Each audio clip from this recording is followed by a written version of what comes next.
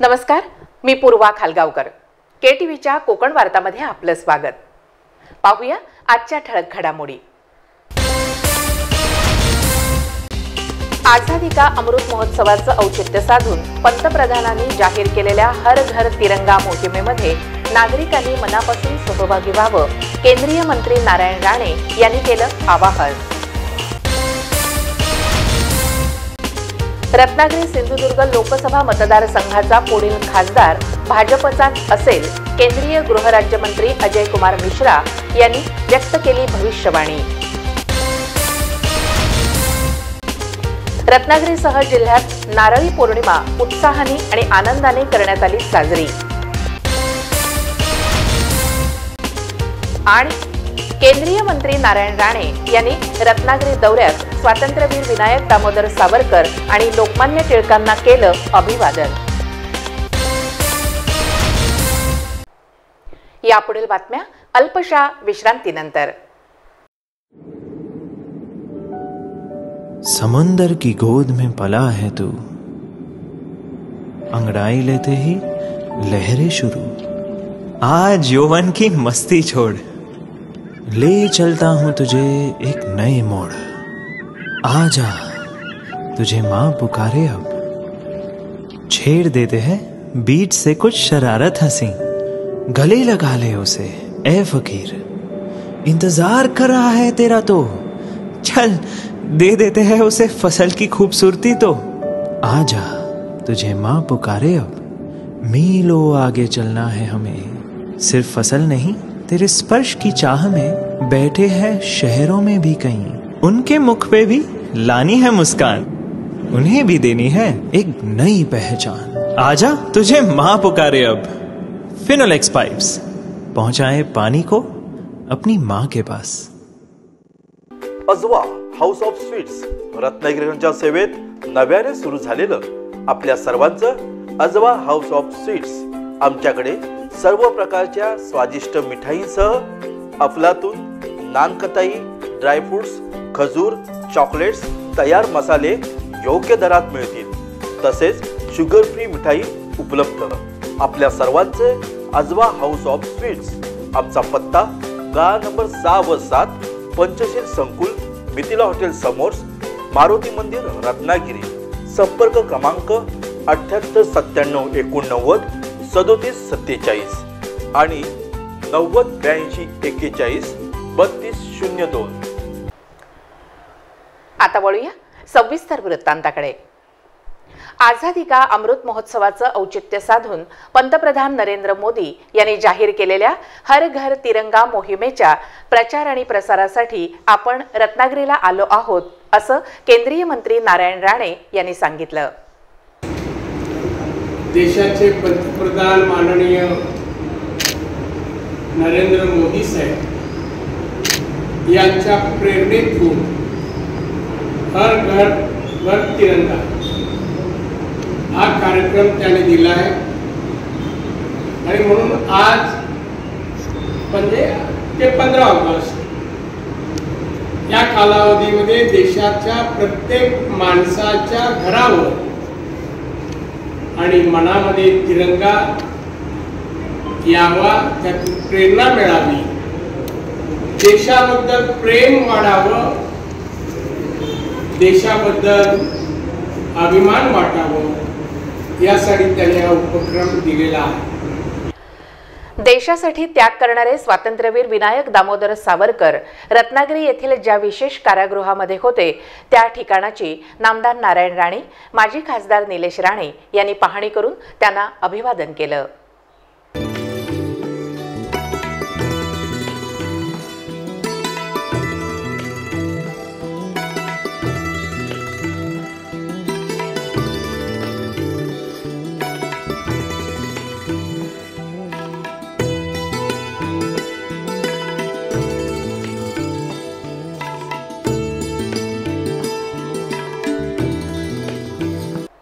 देशातील 135 कोटी जनतेला मदत करणं, त्यांना प्रेम देणं, सहकार्य करणं आणि भारताला आत्मनिर्भर बनवणं हाच पंतप्रधान नरेंद्र मोदी यांचा संकल्प असल्याचं नारायण राणे यांनी सांगितलं.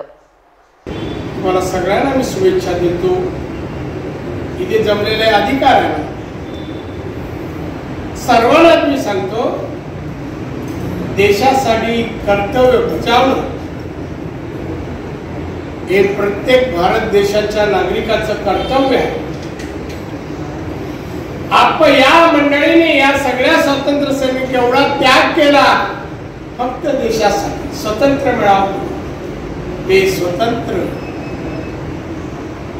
अबाधित ठेवणं, सहज स्वतंत्र ठेवणं, लोकांना संरक्षण देणं, सर्वांगीण विकास करून जगाच्या पाठीवर आत्मनिर्भर भारत बनला जावा, यासाठी प्रत्येकाचं योगदान, सहकार्य आणि त्याग करता आलं तर त्याग करावा, एवढंच आजच्या दिवशी मी विनंती करेन.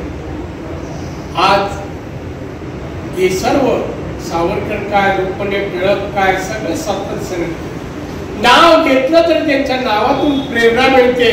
ही प्रेरणा देशासाठी असावी, एवढंच मला आग्रहाचं तुम्हाला विनंती करावीशी वाटते. आणि आजचा कार्यक्रम ज्यांनी आयोजित केला आणि ज्यांनी सहभाग घेतला आहे त्या सर्वांना धन्यवाद देतो. विशेष कारागृहातर्फे केंद्रीय मंत्री नारायण राणे, माजी खासदार निलेश राणे, जिल्हाधिकारी डॉक्टर B.N. पाटील, मुख्य कार्यकारी अधिकारी डॉक्टर इंदुराणी जाखड, पोलीस अधीक्षक डॉक्टर मोहित कुमार गर्ग आदींचं स्वागत करण्यात आलं.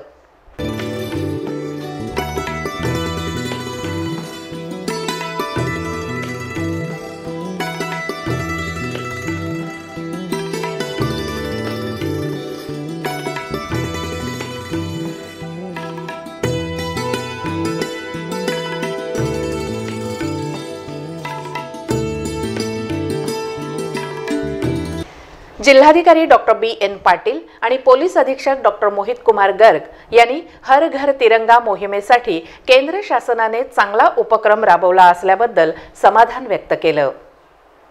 आज आपण हर घर तिरंगा या कार्यक्रमाअंतर्गत इथं आपले माननीय मंत्री उपस्थित आहेत. विशेषतः आपले ज्यांनी स्वातंत्र्य लढ्यासाठी त्याग केला आहे, बलिदान दिलं आहे, त्या सर्वांचा जागृत स्फूर्ती जागृत राहावी म्हणून हा कार्यक्रम आपण इथं आयोजित केलेला आहे. इथं आज आपण माननीय सावरकरांच्या जिथं सेलमध्ये ते उपस्थित होते त्या ठिकाणी इथे उपस्थित आहोत आणि त्यांनी जे स्वातंत्र्यासाठी त्याग केला आहे त्याची एक आठवण म्हणून, त्याचा एक उजाळा म्हणून आज माननीय मंत्री महोदय इथं उपस्थित आहेत. आणि एक त्या आठवणी जागृत राहाव्या यासाठी आपण यावर्षी माननीय पंतप्रधानांच्या संकल्पनेतनं हर घर तिरंगा ही मोहीम राबवत आहोत. आणि त्या हर घर तिरंगाच्या मोहिमेसाठी आज माननीय मंत्री महोदय उपस्थित आहेत, त्यांचं मी आभार मानतो. जिल्ह्याच्या वतीने माझे तुमचं सांगतो. माननीय केंद्रीय कॅबिनेट मंत्री श्री राणे साहेब, माननीय collector sir Shri B.N. Patil, माननीय CO मॅडम, डायरेक्टर साहेब, माजी खासदार श्री निलेश राणेजी, माजी आमदार श्री बनी साहेब, दीपक प्रवर्धन सर आणि सगळे मान्यवर आणि सर्वात महत्त्व माझे समोर बसलेले माझे सगळे साथी, माझे पोलीसवार मित्र, अंमलदार आणि सगळे प्रेसचे माझे सहयोगी, सगळ्यांना माझा नमस्कार. आज आपल्यासोबत माननीय मंत्री श्री नारायण साहेब उपस्थित आहेत आणि केंद्र शासनाने आणि जे राज्य शासनाने एक खूपच चांगला प्रोग्राम आझादीचा अमृत महोत्सव हे सुरू केलेलं आहे. आपण आपल्या आझादीचे 75th year of Indian independence आता कमेमोरेट करत आहोत. दरम्यान केंद्रीय मंत्री नारायण राणे, माजी खासदार निलेश राणे, जिल्हाधिकारी, मुख्य कार्यकारी अधिकारी, पोलीस अधीक्षक आदींनी लोकमान्य टिळकांनाही अभिवादन करून टिळक जन्मस्थानाची पाहणी केली.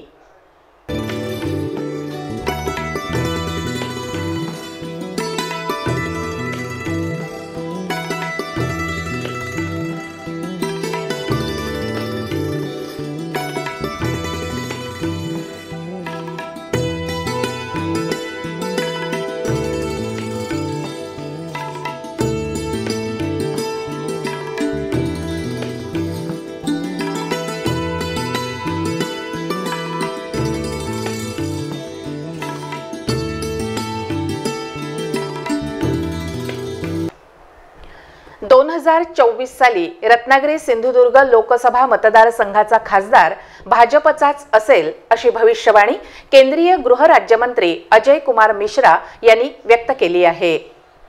अगली बार 400 पार, ये 2024 का विजन आपका? देखिए, अभी ये बातें हम इस समय चुनाव के दौरे के लिए नहीं आए। चुनाव में जब आएंगे तो निश्चित रूप से ये सीट तो हम जीतेंगे, ये पक्का है। हमारे कार्यकर्ताओं से जो मेरी बात हुई है वो ये तय है कि अगली बार सिंधुदुर्ग और रत्नागिरी सीट भारतीय जनता पार्टी के खाते में आएगी। ये मुझे कार्यकर्ताओं के विश्वास और यहाँ के लोगों से जिनसे मैं मिला उनका उत्साह और भारतीय जनता पार्टी के प्रति उनके विश्वास से मुझे ऐसा लगता है कि ऐसा होना चाहिए। रत्नागिरी येथील भाजप कार्यालयात आयोजित पत्रकार परिषदेमध्ये बोलताना भाजप हा जगातील सर्वात मोठा पक्ष असल्याचं त्यांनी सांगितलं आणि केंद्र शासनाच्या सुरू असलेल्या विविध योजनांची माहिती दिली।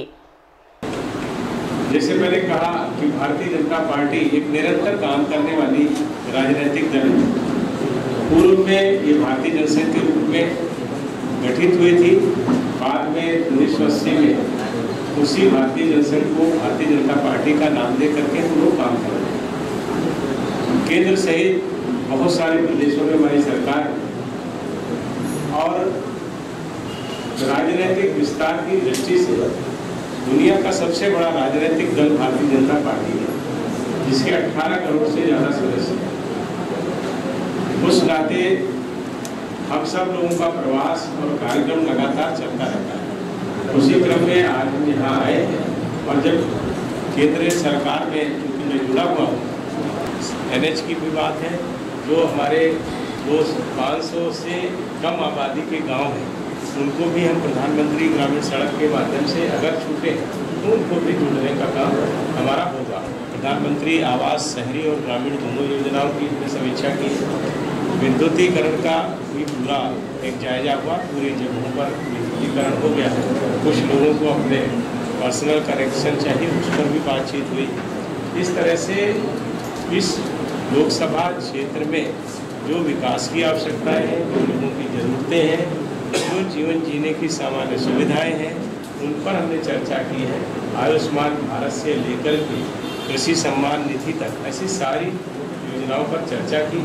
आपके यहाँ जो कृषि विज्ञान केंद्र है उसके जो हम लोगों की केंद्र सरकार की योजना थी, जिससे लैंड टेस्टिंग की बात थी, जिसको सॉयल कार्ड भी हम कहते हैं कि मिट्टी का सॉयल हेल्थ कार्ड, मिट्टी के स्वास्थ्य की जाँच, उसके अनुरूप आपको जो कृषि विज्ञान केंद्र यहाँ है उनको सूचना देनी चाहिए कि कैसे पेस्टिसाइड वगैरह कितना यूज करना चाहिए, किस, क्योंकि रत्नागिरी का जो वन डिस्ट्रिक्ट वन प्रोडक्ट योजना में हम लोग को यहाँ पर जो आम का लिया, आम की क्वालिटी में भी अंतर आ रहा है, इसलिए ये चीज़ भी कृषि विज्ञान केंद्र के माध्यम से होनी चाहिए।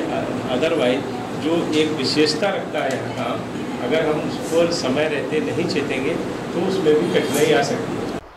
मुंबई गोवा महामार्गाचं रखडलेलं काम, रत्नागिरी विमानतळ, रिफायनरी या विषयांवरही अजय कुमार मिश्रा यांनी केंद्र शासनाची भूमिका स्पष्ट केली। तो देखिए, उसमें भी अब आप सवाल सारे हमसे पूछ रहे हैं, अपने सांसद विधायकों से सवाल ही नहीं पूछा, लेकिन आप मुझसे पूछा तो मैं आपको उसका उत्तर दे रहा हूँ। अभी लैंड एक्विजिशन का काम हम लोगों ने काफ़ी हद तक पूरा कर लिया है, लेकिन कुछ उसमें सिक्योरिटी का, कोस्टल एरिया का जो सिक्योरिटी का पॉइंट है उस पर हमारी चर्चा चल रही है। उसमें केंद्र सरकार एक दूसरा उसमें जो एयर स्ट्रिप है उसको बनाने के लिए हमारी बात है, वो चर्चा में है। अभी हमने फिर से उस विषय को लिया है और लगभग 90% समस्या को हल हमने कर लिया है। बहुत जल्दी जो दूसरी सिक्योरिटी से संबंधित समस्याएं उनको भी दूर करके रत्नागिरी का एयरपोर्ट शुरू है। 2 स्टेट को जोड़ता है, पर अभी तक 10 साल के बाद भी अभी तक पूरा नहीं हुआ है। क्या प्रॉब्लम गणेशपुर क्या आ रही है? अभी लोग हैं उसको बना रहे हैं, जो 84 कब तक होगा?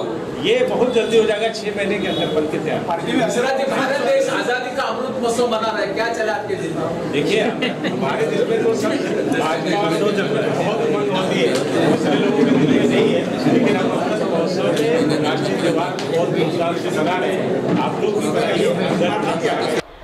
ईडी कोणावरही सूडबुद्धीने कारवाई करत नाही आणि त्यांच्या कामामध्ये सरकारही ढवळाढवळ करत नाही असं केंद्रीय मंत्री अजय कुमार मिश्रा पत्रकारांजवळ बोलताना म्हणाले। ऐसा है 8 साल के अंदर 2014 के बाद ईडी ने 1 लाख करोड़ से ज़्यादा का कैश और संपत्ति, मैं यहाँ रिकॉर्ड कह रहा हूँ, 1 लाख करोड़ से ज़्यादा की संपत्ति और कैश और मनी लॉन्ड्रिंग के केस को पकड़ा। तो आप क्या कहते हैं, ये क्या उन लोगों के पास ये पैसा कहाँ से आ गया? आप अगर बात करें, ईडी आज सोनिया गांधी, राहुल गांधी की जांच कर रही है, आप बताइए क्या होगा? एक कांग्रेस पार्टी है, दूसरा उनका अखबार है AJL, जो एसोसिएट जर्नल लिमिटेड जो अखबार निकालता था, उसको उन्होंने कहा 90 करोड़ रुपया हम इसको कर्जा दे रहे हैं क्योंकि ये आर्थिक संकट पे आ गए। 5000 करोड़ रुपए के उसके पास बिल्डिंगें हैं, दिल्ली में, कलकत्ता में, बम्बई में, भोपाल में, लखनऊ में। 5000 करोड़, उसको 90 करोड़ रुपए का कर्जा कांग्रेस पार्टी देती है। और उसके बाद एक नई कंपनी बनती है यंग इंडिया, और यंग इंडिया को कहती है कांग्रेस पार्टी कि आप वो कर्जा वसूलेंगे। यंग इंडिया बनाने की क्या जरूरत थी? और उसके बाद कांग्रेस का पार्टी कर्जा माफ कर देती। अगर कर्जा माफ करना है तो अपना अखबार था अपनी पार्टी, वही क्यों नहीं कर दिया? ये नई कंपनी क्यों बनाई जिसमें 38% का शेयर सोनिया गांधी का, 38% का शेयर राहुल गांधी का?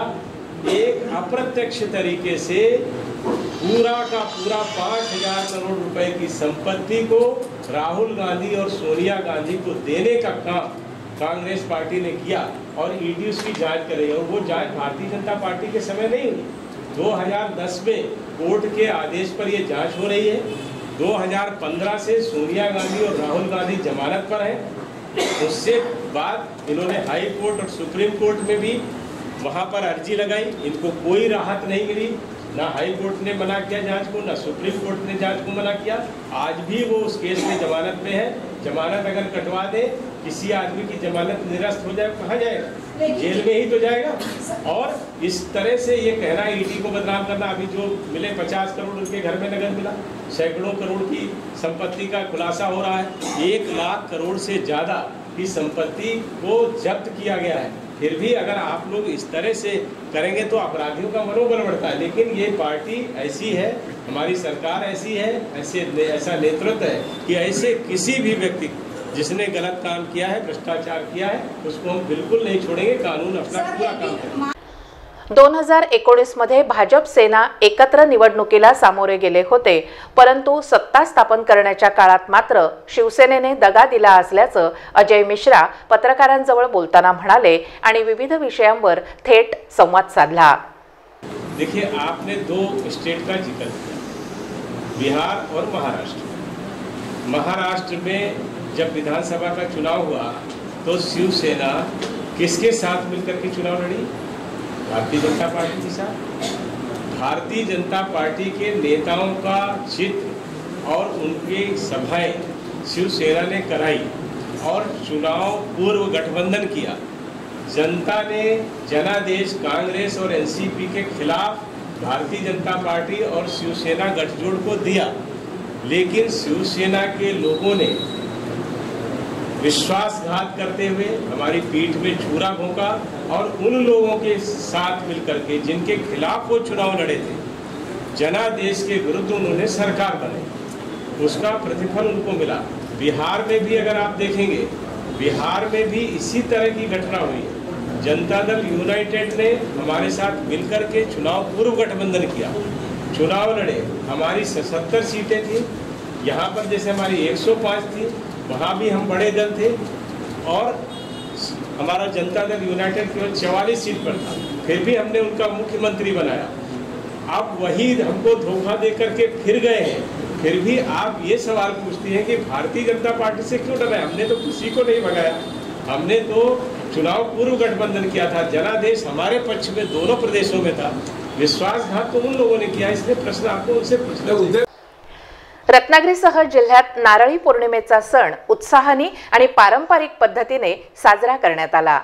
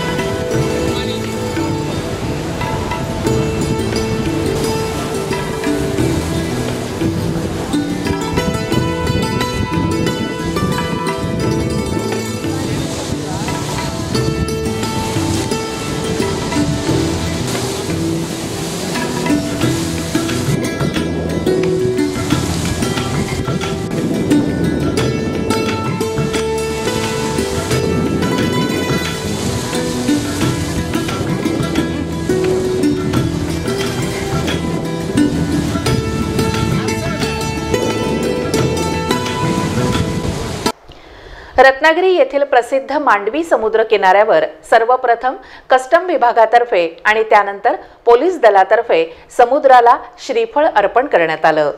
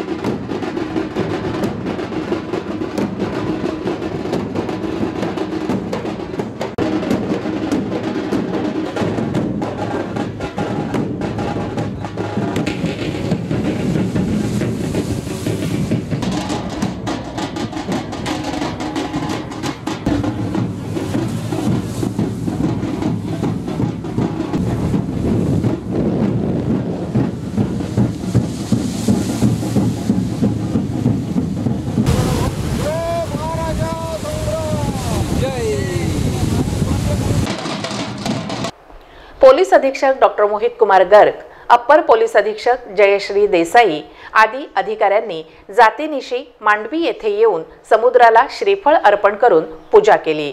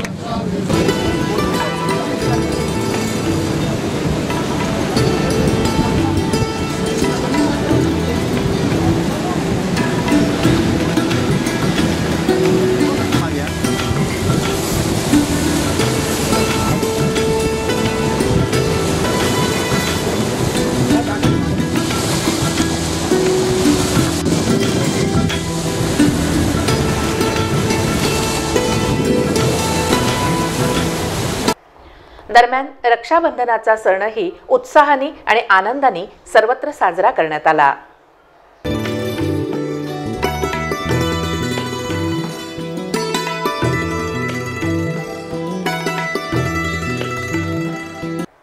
शेवटी पुन्हा एक नजर ठळक घडामोडींवर। आझादी का अमृत महोत्सवाचं औचित्य साधून पंतप्रधानांनी जाहीर केलेल्या हर घर तिरंगा मोहिमेमध्ये नागरिकांनी मनापासून सहभागी व्हावं, केंद्रीय मंत्री नारायण राणे यांनी केलं आवाहन। रत्नागिरी सिंधुदुर्ग लोकसभा मतदारसंघाचा पुढील खासदार भाजपचाच असेल, केंद्रीय गृहराज्यमंत्री अजय कुमार मिश्रा यांनी व्यक्त केली भविष्यवाणी।